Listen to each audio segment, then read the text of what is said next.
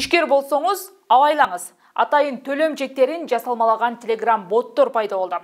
Жакында эле Бишкектеги жаш балдардын кийимин саткан Алдей дүкөнү ушундай шылуундарга алданып калган. Алардын администратору окуяны биздин редакцияга айтып берди. 27 январь күнү Кардар дүкөндөн онлайн соода кылган. Ымыркайга 6 таңгак жалаяк буйртма кылып, Яндекс такси кызматы аркылуу жеткирип берүүнү суранган.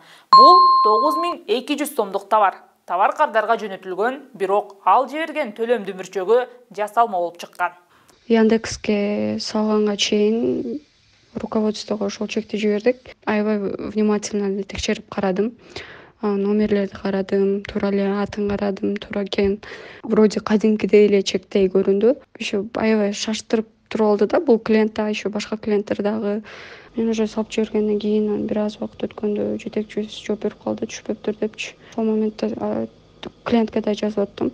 Ойлогом да сразу эле ошо номерин өчүрүп жок болуп кетет го депчи, бирок менен кадимкидей эле сүйлөшүп атты. Андан кийин эле уже өзүнүн номерлерин, сообщенияларын өчүрө баштады. Шок болуп атып, скрин кылып жетишкенге деле үлгүрбөй калыптырмын, ойлонбой да калыптырмын, экөөсүн жазышкандарыбызды скрин кылып алган депчи. Анан бүт ОТДО бүт жазган баарын өчүрдү дагы. Андан кийин ошо эле номери иштебей калды. Эмне болгон дүмүрчөк эле?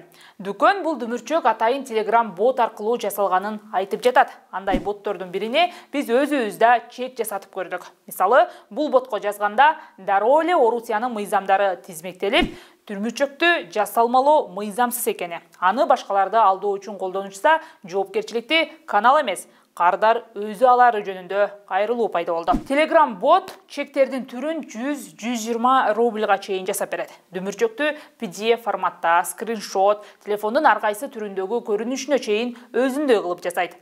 Бирок биздин мисалдагы дүмүрчөк менен О деңгей электрондук капчыгынын чыныгы дүмүрчөгүндө айырма бар. Мисалы, М-банк тиркемесинин аталышы жасалма дүмүрчөктө башкача жазылып калган. Мындай жасалма дүмүрчөк менен шылуундук кылуу кылмыш болуп эсептелишин унутпаңыз. Кыргызстанда алдамчылык беренеси менен кармалгандар келтирген зыянына карап айыпка жыгылат же 3 жылдан 5 жылга чейин абакка кесилиши мүмкүн.